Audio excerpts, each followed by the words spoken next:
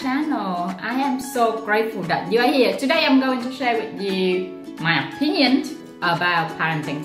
So we're gonna have a whole series of parenting, and that's all of my opinions. They may not right, not wrong.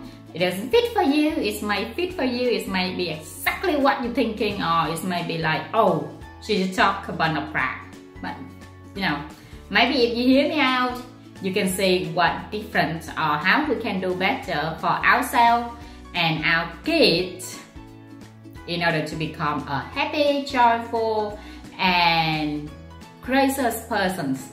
Okay.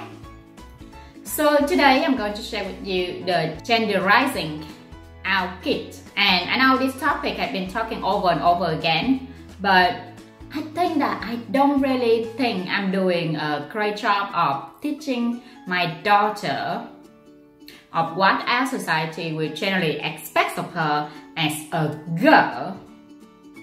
Now she's very little now, it's only 1 year, but I don't think I say the word pretty or I like your outfit often enough to really begin her education in girliness.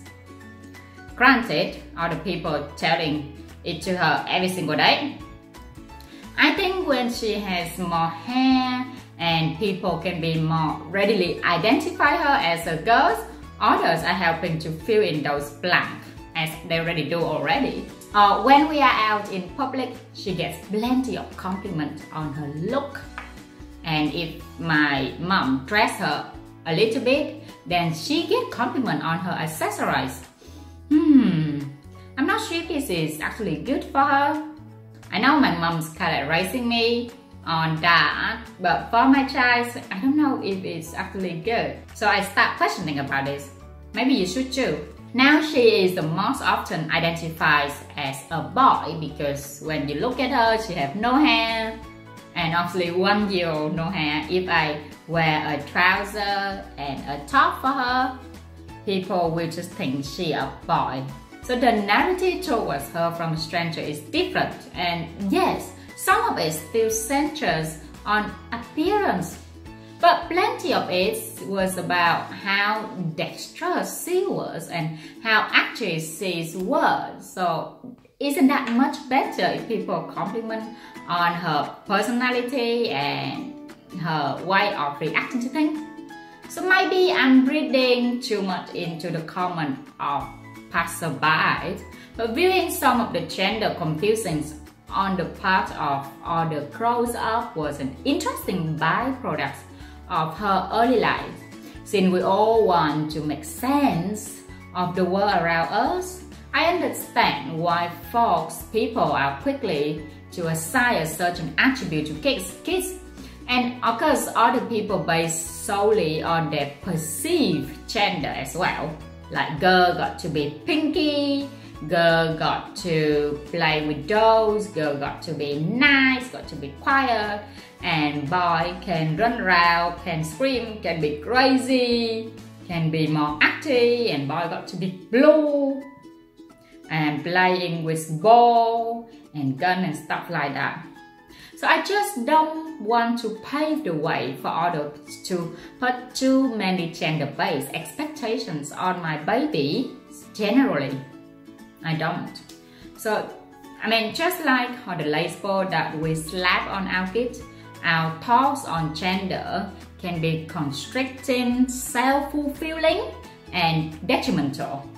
So labeling our son, for example, as all boys indicate to them and to us that not only are they expected to act in a manner that doesn't show weakness, we also think they are a bit unruly or rough and tumble, right? But I mean, all kids, any kid, either boy or girls, can be tough and tumble without having to assign those attributes to the umbrella terms of boyishness. That's why calling a girl tomboy simply because they explore, they get dirty, they can be rough and tumble, and let them know that they are doing something out of ordinary, perhaps distasteful for girls. I don't think that is right. But it is kinda impossible to avoid all genderizing words, and I'm not advocating that we work to erase any and all differences between boys and girls, but I am at the moment very careful to temper my expectations for her futures as a girl and eventually as a woman if she decides to be. I have no visions of braiding her hair or teaching her how to apply makeup or her being a Girl Scout or going to the prom in a dress or being a beautiful bride or a pregnant mom-to-be. But I do have a visions of spending time with my little girl, playing games, talking, working, reading, cuddling, having adventures, talking to her every single day, etc. I guess the place for me to begin as she passed her first birthday is not to make her look like a little girl in a section of Target, although I might fail doing it in several occasions. I mean, no matter whether this seems to be a contrary, a counter-cultural move on my part, or it's just I'm too modernized in thinking, I don't know. Nowhere can this contrariness be seen more clearly than when an adult comments on a boyfriend of her or shows she's be a heartbreaker when she gets older. That's gonna be. I mean, I admit to having made people uncomfortable by quickly saying that, oh, she might all be gay. But, you know, I'm not simply trying to shut them up or shut them down. I just want to allow her to have as much room to grow as much as she can to be the person he wants to become.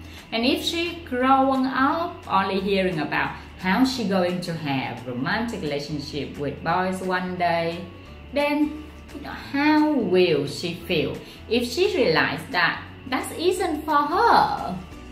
Is she gonna get confusing, annoying, and depressed like many teenagers nowadays? No, or if she doesn't feel like she's a girl at all. I mean, I want to make any of these possibilities as natural as I can. I don't want to constrict my child. Of course, however, try it out, I want her to know that I will accept any versions of her throughout her life. Even if she does not want to wear high heels and dye her hair, although I'm sure we will have some talks about societal pressures and expectations. If that happens, I mean, I didn't really dye my hair at all anyway. I never dye my hair at all. Maybe just want a little piece over here, just for fun. And I mean, no subtle parenting choice on my part are going to change the overlying thought that girls are made of sugar and spice and everything's nice and beautiful and pinky, and boys are made of snakes and snails and puppy and dog tails and marvelous and blue. I mean, I guess I just try to make her as still sugar, spice, and snail, and work against the genderizing her too much in her little life. I don't know, maybe a bit too much. So what do you think? You having a girl, are you genderizing her? You like doing a whole pinky nurseries and buying all sorts of beautiful accessories for your little girls? What do you think about my opinion so far? If you're having a boy, do you expect them to be masculine? Expect them to not being a girl? Or do you use different ton of language to your children if they are boys or if they are girl? Let me know in the comment below, because I really have a second thought about genderizing at the moment. At the end of the day, we as parents, we all want our children to grow up and be the person they wanted to be happy and joyful and fulfilled and content, don't we? Thank you ever so much for watching, and I'm looking forward to see you again in the next video. Bye bye.